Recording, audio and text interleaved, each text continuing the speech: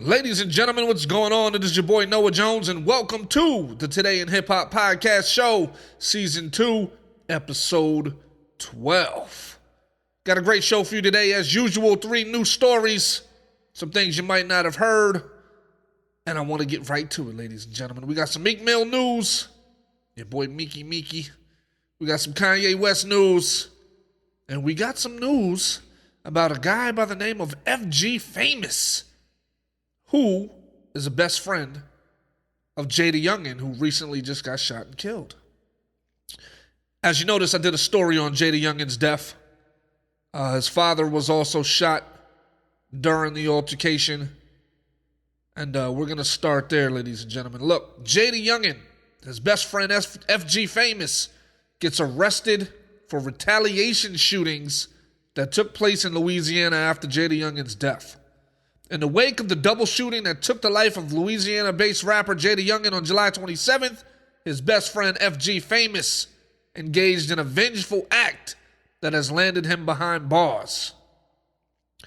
The back-to-back rapper was arrested in New Orleans for a retaliation shooting.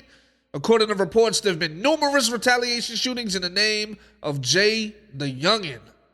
This news is especially disheartening because JayDaYoungan's funeral is scheduled for Sunday, and FG Famous will likely miss the ceremony due to his arrest. Tragic case of the circle of violence repeating itself once again.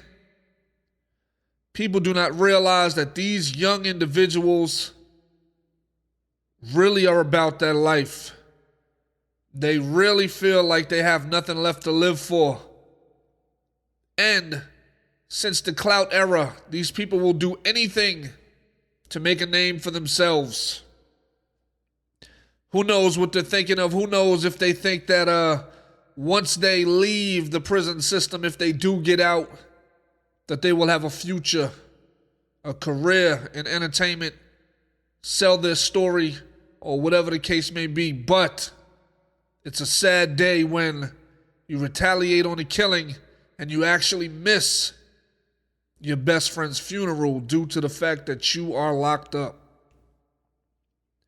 Society is putting us in a situation, ladies and gentlemen, where it is extremely unsafe to not only be an artist, to not only be a black man, but just to walk the streets. Innocent bystanders get hit. Families are involved. There's a lot of bloodshed. There's a lot of sadness. These type of things cannot continue to happen. OGs, I need you to step in. I need you to step in and talk to these young individuals. Let them know to stop dibbling and dabbling in this dark art that they're doing. It is a dark art. They're bringing this dark energy upon themselves. We need the OGs to step up and say, hey, you know the outcome. You know where it's headed. Why don't we have these peace rallies, these marches, these gangs coming together, working things out? There's so much money to be had out here from these guys just selling their story and telling their story. Why must it always end in violence? There is enough money for everybody to eat good. See, that's the thing, man. Hip-hop is the most successful genre of music in the world.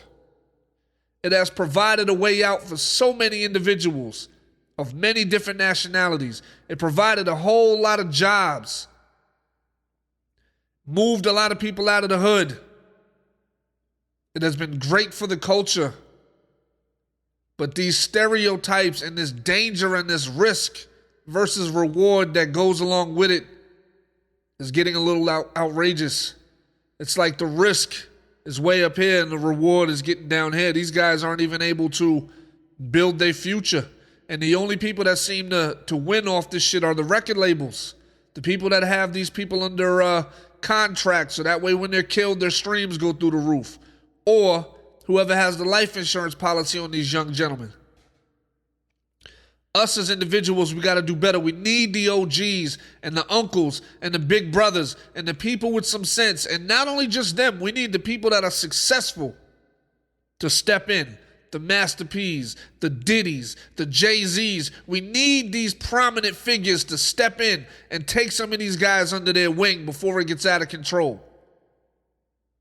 Save some lives, ladies and gentlemen. Save some lives. These big artists, look, they don't have to work anymore.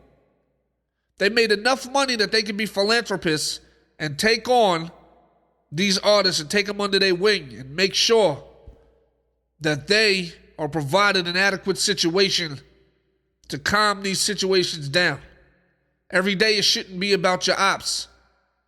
I don't know about you, but I would hate to sleep at night. I already don't get enough sleep. I would hate to be sleeping uneasy because people are after my head because of various affiliations and things that I've done in my past, my present, and they're not going to end up getting away from my future. I'm going to end up behind bars or dead behind this shit. I would lose so much sleep. I would not sleep well.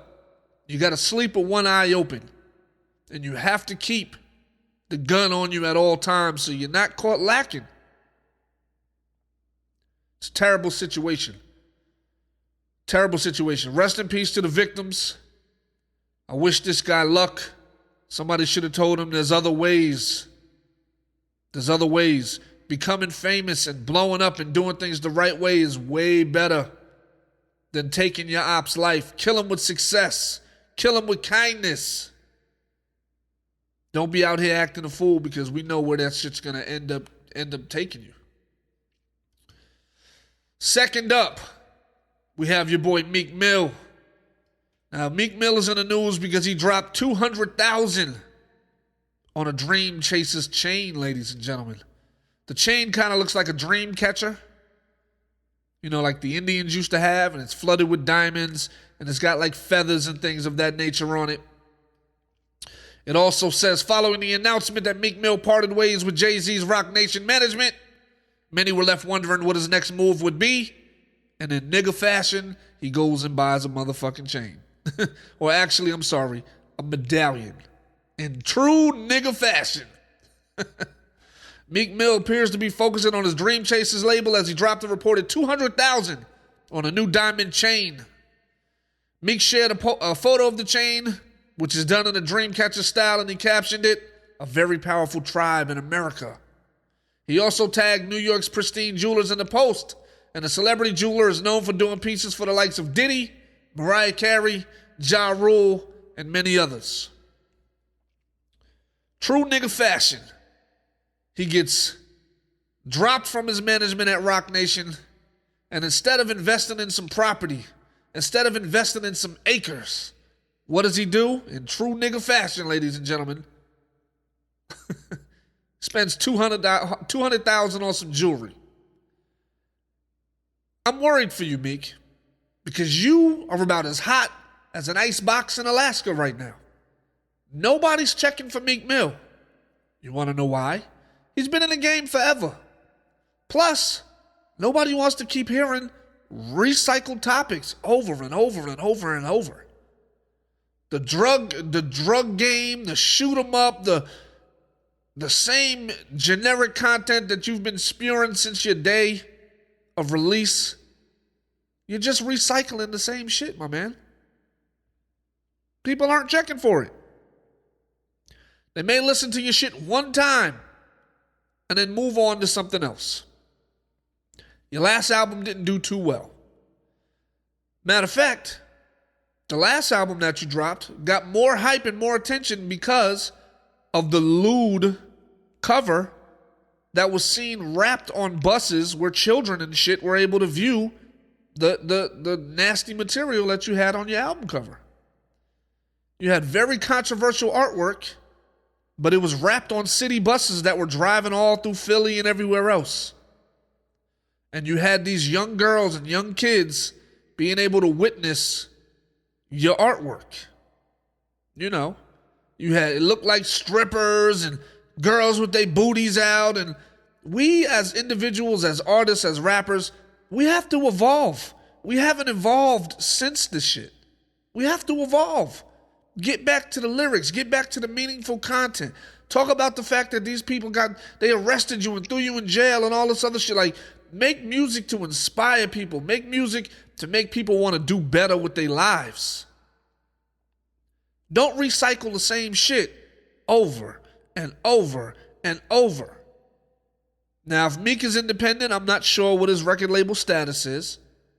But if Meek Mill is independent, selling 30,000, 40,000 units, I don't know how lucrative that's going to be.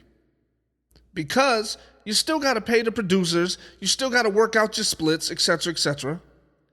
And you go and you spend 200,000 on some jewelry. Why not spend 200,000 on a business? So that way when your music career slows all the way down, because like I said, icebox in Alaska, nigga, you're dead cold right now. You'll have some extra income coming in so you won't feel the pressure of these low album sales. You know. Also, you have your record label. Step back. Play the GM. Step back. Run your squad. Run your team. Put people on. Coach them. Get money with them. Duplicate your efforts. You know what I mean? Duplicate your efforts. Get 3 or 4 artists. Put them through the matrix. Help them do their thing. So that way you have additional sources of income from all the different artists that you're putting on. Create relationships. Bridge the gap and bring these new artists in and introduce them to the people that you have good relationships with. You still got good relationships with Drake. Get your new artists to feature with Drake. Do things like that. You know, too many times we want to be in front of the camera. We want to be in the star of the show, the center of attention. Instead of just playing the background and getting money quietly, getting that quiet money. There are so many big record label executives out there, and nobody even knows what they look like. But they make hundreds of millions of dollars a year off this music shit. We have no clue who they are. We don't know what they look like. We don't know what they drive. They're not in front of the camera. They are so low key. But they run the fucking music industry. With our culture, we want to be the center of attention. We got this look at me, look at me, look at me, look at me personality.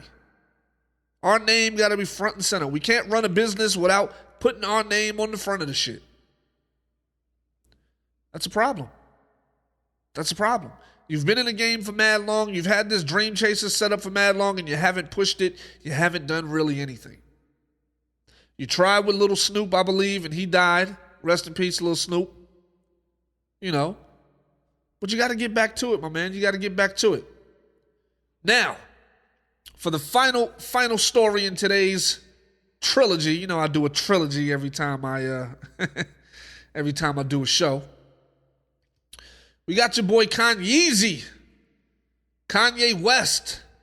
He loses his 5th attorney in divorce proceedings with Kim Kardashian. Earlier this year, Kanye West and Kim Kardashian's divorce proceedings found them declared legally single. However, the divorce hasn't been finalized, and numerous attorneys for Kanye West's proceedings have stepped down.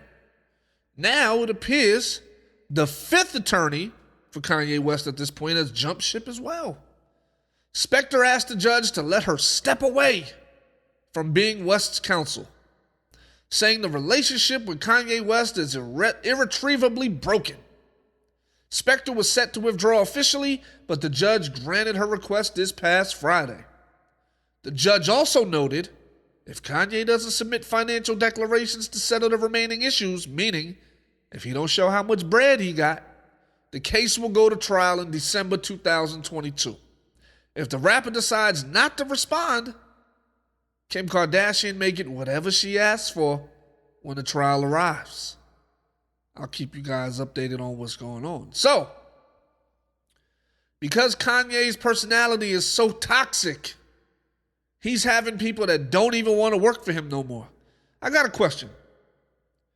When was the last time Kanye had his ass whooped?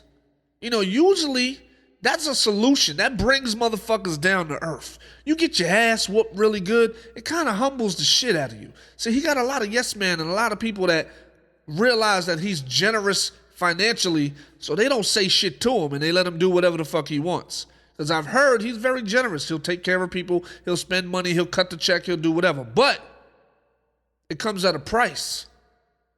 The price is these people turn into yes man, and he talks to people with a huge lack of respect. There's a video out there of Chance the Rapper getting grilled by Kanye West. You know, Kanye burns a lot of bridges because he has zero respect for people. He can't keep a relationship solid. His antics, his entitlement, the way he acts, the nigga feels like he is Jesus himself. Jesus Walks may have really been about him. He may feel like he's Jesus walking the earth, ladies and gentlemen. Kanye has a serious God complex and a lot of issues. So I ask you, people that know Kanye, when was the last time he had his ass kicked? Because he needs it. He needs it. He needs to be humbled and knocked off his fucking high horse.